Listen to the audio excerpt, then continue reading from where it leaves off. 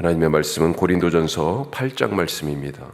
읽으신 것처럼 8장은 우상의 제물을 먹는 문제, 교회 안에서의 그 일 때문에 바울이 쓴 내용입니다.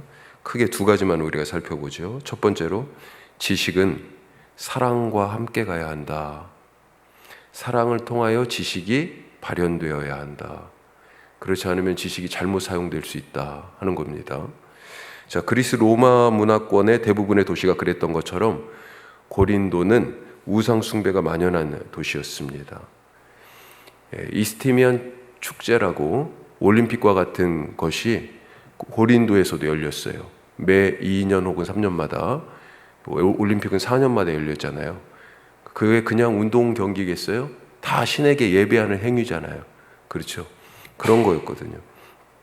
우상의 도시에 살던 이 사람들이 그런데 복음을 듣고 예수를 믿는 놀라운 일이 벌어졌습니다. 하나님을 아버지로 섬기게 됐고요. 예수님을 구주로 믿게 됐어요. 자, 이제 그동안에 푹 젖어서 어려서부터 살아왔던 그 우상, 그 신들에 대한 생각과 지식도 바뀌었다 하는 것입니다. 4절에서 6절까지는 그들이 그동안에 믿었던 신, 우상이라고 표현되어 있는데 우상에 대한 지식이 어떻게 바뀌었는지 말해주고 있어요. 4절 한번 볼까요?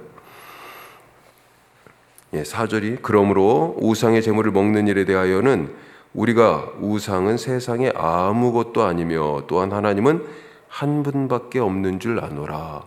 이 하나님이 한 분밖에 없다, 이 표현이 우리가 구약에서의 쉐마, 들으라 이스라엘아, 오직 하나님은 여호와, 유일하신 여호와, 한 분 하나님이시다라고 선언하면서 마음을 다하고 뜻을 다하고 힘을 다하여 주 여호와를 사랑하라고 그렇게 얘기하잖아요. 우리가 삶을 다 쏟아가지고 사랑할 유일한 신이 있다면 그 신이 바로 여호와 하나님이다 라고 가르쳐 주는데, 지금 그 고백이 지금 여기 들어가 있는 것입니다. 어려서부터 쭉 그리스 로마 신들의 이야기 속에 살던 이 사람들이 우상에 대한 이런 지식을 갖게 되기까지 변화했다. 놀라운 일이죠.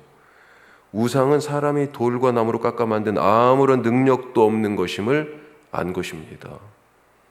그리고 거기서 한 걸음 더 나아가서 뭐라고 표현되어 있어요? 5절 6절에 세상에 하늘과 땅에 천지에 하나님이라 불려지는 것들, 신이라 불려지는 것도 많고 또 주님 주님 이렇게 떠받들어지는 것도 많이 있지만 이런 것들 아무것도 아닌 것을 알았어요. 거기서 더 나아가서 뭘 알았어요? 진짜 신은 하늘에 계신 아버지 한 분뿐이며 예수 그리스도만이 자기들이 섬길 유일한 주님이신 것을 알게 되었다. 4, 5, 6절에 새롭게 얻게 된 신지식에 대하여, 신에 대한 지식에 대하여 얘기하고 있습니다. 자, 그래서 이들이 어떻게 했습니까? 우상 제물을 아무렇지 않게 먹었다는 거예요. 우상이 아무것도 아니니 당연히 먹어도 아무 상관없고, 또 드려진 음식이 그냥 음식일 뿐이니 음식이 무슨 잘못이 있냐, 이런 태도죠. 문제는 우상에 대한 지식이 모두에게 다 있는 것이 아니었다. 예수를 믿기 시작했지만 아직도 이런 부분에 대한 확실한 어떤 배움과 지식이, 그리고 듣긴 들었어도 그렇게 믿어지는 부분들, 여기까지 가지 못한 믿음의 분량들이 다들 달랐다라고 하는 것입니다.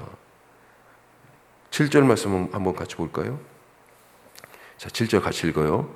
그러나 이 지식은 모든 사람에게 있는 것은 아니므로 어떤 이들은 지금까지 우상에 대한 습관이 있어 우상의 제물로 알고 먹는 거로 그들의 양심이 약하여지고 더러워지느니라. 자기가 먹거나 누가 먹는 것을 보면 어떻게 생각해요? 저거 우상의 음식인데 이렇게 생각한다고요. 왜 그렇게 생각하냐? 그것이 왜 양심의 거리낌이 되냐? 오랫동안 그리스 로마 신들을 섬겨왔잖아요. 그들에게 이 우상의 제물은 단순히 음식, 그냥 우상에 드려진 정도의 음식이 아니고, 지금 우상의 집에 앉아서 먹는다는 표현이 나와요. 우상, 신전에서, 이방신의 신전에서 이방신을 예배하는 행위로 인식하고 있었던 것이에요. 그래서 어떻게 하나님을 섬기면서 우상도 같이 섬기지? 이렇게 생각하게 되는 거죠. 우상제물을 아무렇지 않게 먹는 자들을 보면서 그래서 양심에 큰 상처를 받고 믿음이 흔들리고 때로는 실족하기도 했다 하는 것입니다. 자, 우상제물을 먹는 자들의 우상에 대한 지식 틀렸습니까? 그것이? 바울도 인정하듯이 맞아요. 맞습니다. 지식은 맞는데 그런데 행동은 틀렸다. 틀렸다고 너무 단도직입적으로 이제 얘기하는데 바울의 표현 방식을 따르면 덕을 세우지 못한다. 자, 1절 말씀 한번 보십시오. 그래서 상당히 강하게 말하는데요. 1절에 이미 이 주제를 시작하면서 답을 얘기하고 시작합니다. 1절 같이 해요. 우상의 제물에 대하여는 우리가 다 지식이 있는 줄을 아나 지식은 교만하게 하며 사랑은 덕을 세우나니. 지식이 사랑과 함께 가야 한다는 것이죠. 보조를 맞춰야 되는 것입니다. 우상에 대한 지식이 틀린 것이 없는데 우상 제물을 먹는 것이 뭔 상관이냐 이런 태도를 고집한다면 공동체는 무너지게 돼 있다는 거예요. 덕을 세운다, 덕을 세운다. 바울이 그런 표현을 번역을 이제 그렇게 많이 해놨는데 다른 사람을 세운다로 사실은 풀어 얘기할 수 있습니다. 덕을 세운다를. 다른 사람들이 서지 못해. 나의 행동을 통하여서 다른 사람의 믿음이 자라고, 다른 사람의 마음이 자라고, 다른 사람의 삶이 세워져야 될 텐데 오히려 나의 행동 때문에 다른 사람이 무너진다? 심지어 교회 공동체가 흔들린다? 위험한 지식이죠. 사랑 없는 지식은 오히려 공동체를 위태롭게 한다. 특히 우리가 지금 AI, 인공지능 시대를 살아가잖아요. 지식이 사랑이 없이 사용되면 어때요? 지금 전쟁, 이제 종전 서명을 미국과 이란이 했다고 그러는데, 그런데 이제 시작인 거죠. 또 계속 후속 합의가 이어지는 겁니다. 그런데 벌써 전쟁에 인공지능이 사용되잖아요. 예. 잘못하면 사랑 없이 사용되는 지식은 사람 잡는 지식이 된다. 물론 사랑도 지식이 없으면 맹목이 되고 이기적으로 흐를 수 있습니다. 두 개가 같이 가야 되는 거죠. 두 번째, 자유는 책임과 함께 가야 한다. 우상의 제물을 거리낌 없이 먹을 수 있는 지식을 가진 이 사람은 음식은 그냥 음식일 뿐 먹고 안 먹고는 내 자유 아니야 이렇게 말할 거예요. 하지만 이 자유에는 책임이 따르잖아요. 왜냐하면 내 행동 때문에 누구는 믿음을 잃을 수도 있기 때문에. 자, 10절 말씀, 10절, 11절 계속해서 보면 지식 있는 네가 우상의 집에 앉아 먹는 것을 누구든지 보면 너는 아무 상관이 없겠지. 예. 그런데 믿음이 약한 자들의 양심이 담력을 얻어 우상의 제물을 먹게 되지 않겠느냐. 저 사람도 먹는데 같이 교회 다니는 같이 교인인 저 사람도 먹는데 그래 그래 나도. 그런데 이 사람은 아직도 믿음이 거기까지, 지식이 거기까지 자라지 않은 거죠. 예. 그래서 먹기는 먹었어. 먹어도 괜찮다고 그러니까. 그런데 양심에는요 계속 찔려요. 내가 우상을 섬겼구나. 11절 말씀이 그래서 내 지식으로 그 믿음이 약한 자가 멸망하나니 그는 그리스도께서 위하여 죽으신 형제라. 가끔 우리 문화에서도 뭘 물어보냐면 목사님 제사상에 올라간 음식 먹어도 돼요? 어떻게 생각하십니까? 비슷한 질문 아닌가요? 먹어야 됩니까? 말아야 됩니까?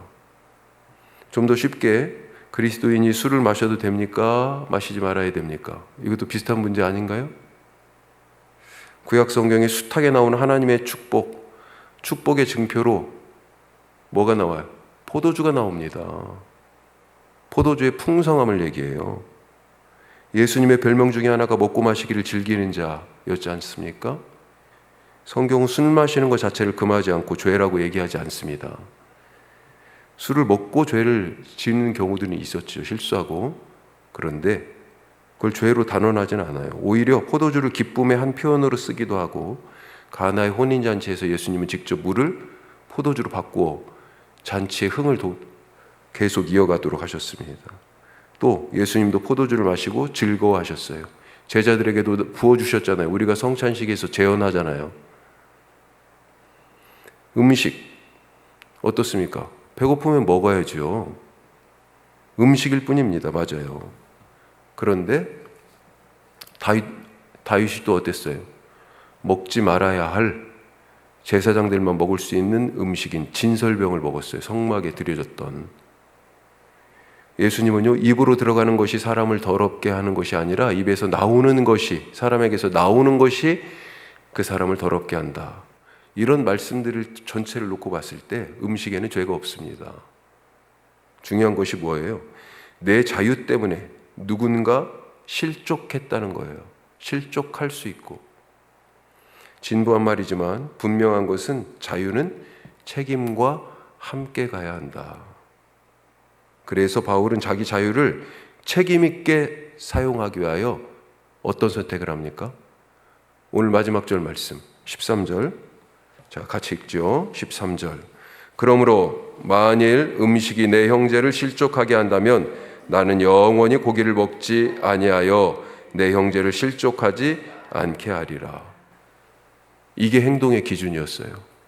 지식을 가진 사람의 믿음으로 살아가는 행동의 기준. 누군가를 어떻게든지 한 명이라도 더 세우고, 누군가가 혹시 실족할까 봐 그걸 마음에 두고 나의 행동이 미칠 영향력을 생각하면서 선택한 책임 있는 행동. 형제가 더 중요했다. 나는 그렇게 행동해도 문제 없으니까 그 행동을 해도 되는 것이 아니라는 것. 제일 중요한 것은 공동체의 유익이 되고 공동체를 세우는 행동이냐라고 하는 것. 혼자 멀리 가는 것이 중요하지 않고 조금들에도 보조를 맞춰서 같이 함께 가는 그런 신앙이 성숙한 신앙이다. 오늘 성숙한 신앙이 무엇인지 바울이 지금 보여주고 있습니다. 그만큼 성숙한 신앙으로 공동체를 세우고 다른 사람들을 세우며 우리의 믿음을 서로 지켜나가는 그런 하루가 될 수 있기를 바랍니다. 기도하겠습니다. 오늘 두 가지 말씀 나눴습니다. 지식은 사랑과 함께 가야 된다. 발맞춰야 되는 거죠. 자유는 책임과 함께 발맞춰 가야 된다. 그게 바로 발맞춰가는 성숙한 신앙이다. 나는 이만큼쯤 되었어. 부모가요, 어른이 아이들 발맞춰 가죠. 성큼성큼 가면서 왜 못 따라와? 그렇게 얘기하는 어른이나 부모는 없을 거예요. 우리 조금 더 주님 성장하는 믿음 갖게 하여 주옵소서. 주변을 돌아보고 우리 다른 집사님, 권사님들, 우리 다른 성도들, 특히 처음 믿는 분들, 처음 교회에 오는 분들 생각하면서 같이 함께 믿음의 보조를 잘 맞춰서 함께 성장해가는 교회 되게 하여 주옵소서. 기도하시고 혁신도시에 세워진 16개 교회, 주님 각 교회마다 부흥케 하여 주시고, 원주에 400여 개 교회가 있는데 이 도시가 거룩한 하나님의 도시가 되게 하여 주옵소서. 뿐만 아니라 우리 교회를 세우신 하나님의 뜻, 사람이 교회되는 이 복음의 일을 위하여 사명을 맡겨주셨습니다. 빛과 소금 되어 잘 감당하게 하옵소서. 다 같이 기도하겠습니다.